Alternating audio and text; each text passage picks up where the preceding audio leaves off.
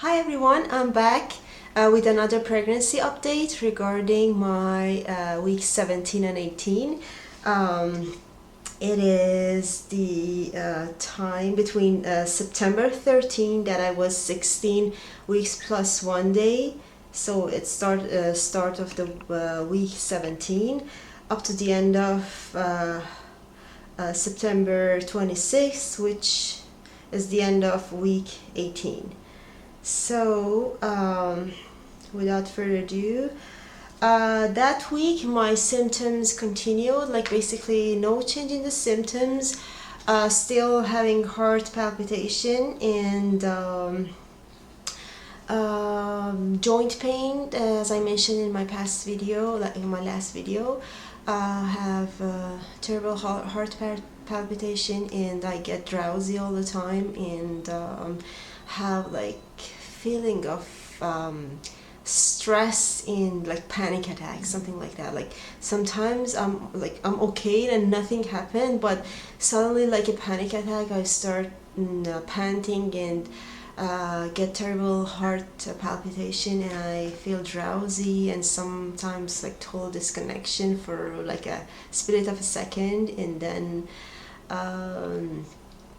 I don't know what it is, but I mentioned it to my doctor, and because that doctor was a substitute of my OB, she promised me to refer me to another doctor. I don't remember what kind of doctor was it, but I didn't get any referral. I didn't hear from her back, and when I called them, they said she's gone, and now I have to wait for my own OB. Like my next appointment will be with my own OB, so probably I have to just bear with it. But anyways, I keep feeling the baby kicks, and they're so cute. She's mostly, I guess, bothered with the noise of the subway or when I'm on train, and when I'm on train she starts kicking, and I totally feel it. It doesn't look like a gas bubbles anymore, it's just kicking. So my husband tried to touch my belly, like to feel the kicks, but he couldn't. Like at the same time that I was feeling the kicks, he couldn't feel the kicks from outside, so still they're not too strong. But yeah, that's it. So let me tell you about my doctor appointments. September 15 was my OB appointment, my second OB appointment, and I had to do a blood work before that, and she was supposed to have received it by that time, but I missed that before. And so when I went there, when I explained all my symptoms to her, she said like she can't do anything. She has to have the result of the blood work, but I had actually done it the day before my appointment. So she said she'll wait, and if something is wrong with the blood work, she will give me a call back. And she didn't call me, but when I called them, I asked them about the result of my blood work. They said everything was fine. So blood work was fine. And yeah, and I heard the baby's heartbeat on Doppler for the first time. So yeah, I had heard it through ultrasounds, but not on the Doppler. Like it was so cute. Actually, let me tell you about this application. I found like I always think whatever I can do, there should be an app for. I want to do it. There should be an app for it. So I just look the app store, and I looked for baby heartbeat, or I looked for Doppler. A couple of apps came up, and I tried, like I just got the free ones, and I tried one. It was so ridiculous, and it would give me heartbeats of like it was fluctuate between 70 and 190 or something like that. It wasn't picking up the baby, but they didn't say anything that at what age, how far along through the pregnancy should I be to use it. But I got this, where did it go? Okay, Babies Beat app, and it opens like this, and you're supposed to press on this and then put this one on your belly, or if you connect it to a microphone, sorry, to a speaker. The speaker is not supposed to have microphone, and then you listen to your belly, to your baby's heartbeat and record it at the same time. But it didn't work, so basically I couldn't hear anything. I couldn't even hear my belly rumbling, so it was just this rubbing against my shirt and stuff. But one time I tried to use it again, and I got a pop-up from them that explained that if you don't hear anything yet, just don't be worried, and try to put your cell phone on airplane mode and make sure that your speaker doesn't have a microphone. And they at the end of the message, it was saying that between 30 to 40 weeks the users had successful heartbeat recording of the baby with this app.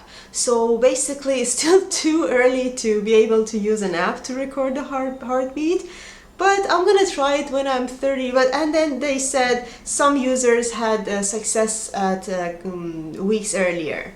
So for sure it's not gonna be week 18 or 17 or anything like that. So I was just wasting my time. But I have this. It's called again Baby's Beat, and it's a free app.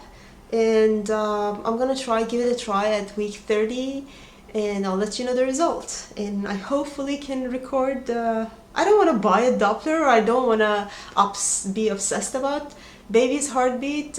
Whatever, like I can feel the kicks, and that's enough for me. But it's cute to be able to record the baby's heartbeat whenever I want, and later on play it for her. And now going back to appointments. Okay, I did on September 16. I did my amniocentosis test, and I did it at the hospital and early in the morning. And with Dylan, pregnancy with Dylan, I also did the amniocentosis test. And I remember when I was doing that, like, it was as quick as split of a second. You know, not a split of a second, I can say the whole thing took less than a minute. But the pain was just like a blood work. Like when you do the blood work at beginning, you feel the pinch, maybe a little bit harder than that because the muscles of the belly are harder than the skin here on the arm.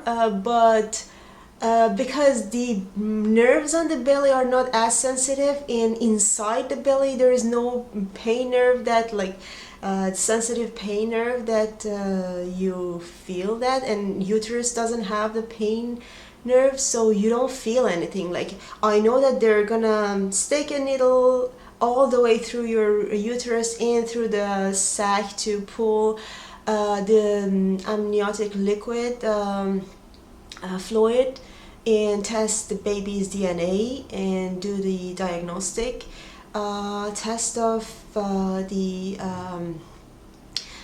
syndromes, the chromosomal abnormalities, and yeah, they'll do that. But it didn't have pain the first time, but this time it really hurt. But it was not like unbearable. I was like just like this. I wasn't screaming or anything, but it was so tense. Mostly my belly felt so tense, and I don't know, maybe because this time I had ligament pain all the day, like most of the times. I wasn't like that. Like, I did have ligament pains when I was rolling in bed or anything, but it was not like all the time. But this time I have it so much, so I think my belly was already sensitive, or the position where they input the needle this time was different, and it hurt much more. But basically I felt so much pain, and but the process was done successfully and quickly, and they took as much as liquid they wanted, and there was still left enough liquid for baby, and they didn't have to redo it or anything. I had talked to my manager at work, that I know that this with this test they say, okay, take it easy for a day, but I was too scared of risks of miscarriages. I didn't want to risk it. So even if there was 1 in 10,000 chance, I still didn't want to risk anything. So I wanted to be in bed for the whole day, and then I wanted to take rest for the week. So what I did, I just asked them if I can work from home, because I'm just my work is just beside computer. I'm a computer programmer, so yeah, I'm that kind of girl. I'm a computer programmer, so I can easily work from home. I can connect remotely to our servers, and then so the amnio was done on Wednesday, and I used the vacation day. They didn't give me a sick day or anything. Although I was sick, I was basically in bed and I was in pain. But that's how it is. So I took a vacation day for that day. Worked 2 days from home on Thursday and Friday, and then I had the weekend, Sunday and Saturday, to stay to stay at home and don't go around and take it easy. So I was okay, but still, all the day on Wednesday that I did the amniocentosis test, I had terrible pain, and I had to stay in bed because of my belly pain, and it wouldn't go away. It was so tense, and basically I had no way but staying in bed. So I could barely move. I couldn't go up and down the stairs. And poor my son, he wanted to come to me all the time, but for a while we told him that I'm out, and I stayed in bed, and my husband brought him downstairs, and they just played and ate and everything together. But I closed the door, and I had to sleep because I was in so much pain.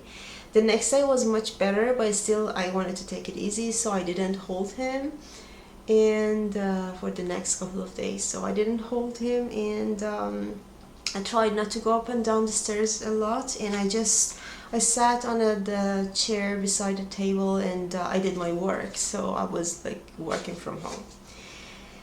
And the amnio result, amniocentosis result, they give you 2 set of results. The first is quick result that gives you diagnostic of the 3 trisomies, and it was fine, like no problem. And then you have to wait for another like 12 days or 2-3 weeks, sorry, another 2 to 3 weeks to get the microarray result, and that's where they go and take a close look at the parts of each single chromosome to see if there is any abnormal, if any part is missing or extra or anything like that, any abnormality. Still, they don't look into the genes or but they do look at the parts of the chromosomes. And I'm gonna reveal the results because I got it an hour ago right now. I can't wait for the next video. I just wanted to let you know the result, and it was fine, like no problem with our baby. Yay! So I'm so happy about that. Like I'm thrilled. I'm just such a relief when you get this positive results. And what is it? Squirrel. Okay, squirrel. So yeah, everything was fine, and no, I'm just reading from my notes. I just want to know if there is anything left. Oh, one of the symptoms, I was about to forget, like midnight sneezing. Like I wake up like it happened starting from week 17. Start sneezing in the midnight, like 3 a.m. I wake up sneezing non-stop, like hundreds of sneeze. I have to like I wash my nose, rinse my nose, and gargle and drink water and wash my face and blow my nose and do whatever I can, but it doesn't stop. And basically I keep sneezing for the whole, like for about an hour. So I just go to another room or come downstairs to not to wake up my son and my husband, and I stay there until I feel better. But still, like really burns all the way here, and my eyes becomes exactly like this. So it's not fun. It happens most nights. still sometimes sneezing is less frequent, but I wake up with a feel that I want to sneeze, and again my eyes becomes like that. I feel maybe it's because of increase of blood flow, and maybe because I already I don't know, I feel I already had so much pressure going around here that maybe I know something is swollen here and makes me sneezing, because we didn't add anything new to our system that I can say I'm sensitive to. I don't know, I feel it's a pregnancy symptom. It does not stop. Like, I'm sneezing most of the time. I know that runny nose and stuff like that are pregnancy symptom. That could be one of them. I'm sure I haven't had cold and I don't have a virus or anything like that. It's just that. And let me give you measurements. Week 17, I'm not sure if it was the beginning of week 17 or end of week 17, but 126 pound weight and 36.1 inches my belly. And end of week 18, 127 pounds, which is 57.3 kilos. My weight, and 37.2, like suddenly inches my belly, like suddenly 1 inch up. So it's like, it's going like basically every week or and a half or every 2 weeks it grows around an inch or more. And this time it's really growing like much bigger, much faster than my pregnancy with Dylan. Comparing to that, I'm like 2 months ahead. So it's like really big. I haven't shown you my belly in these videos so far because it doesn't make sense. My belly does not belong to that week. So I start showing my belly when I actually up to date with my videos, and like the measurements are actual. So it's like live measurements. Yeah, that's it. And basically that's it for that. And oh, I did a little bit of shopping. I might leave it for another video. Yeah, I wanted to include my maternity clothes and stuff that I bought, but I bought them in 2 separate shopping trips. But I'd rather put them all together and make another video like maternity haul for you guys. So keep an eye on that. And that's it for week 18 and 17. I hope you enjoyed, and please subscribe if you wanna follow my journey. And I'm just sharing my journey with you, and maybe you can share your journey with me, and through your comments or your links to your videos or anything like that. And basically sharing the experience and giving each other some knowledge of each other's experience. And yeah, that's it. I personally enjoy watching, really enjoy watching pregnancy videos when I'm pregnant. So, and baby videos when baby updates when my baby is born. So that's what I want to do. That's why I want to do. So yeah, please subscribe, and if you liked it, give this video a good good thumbs up. And yeah, see you in next video. Bye.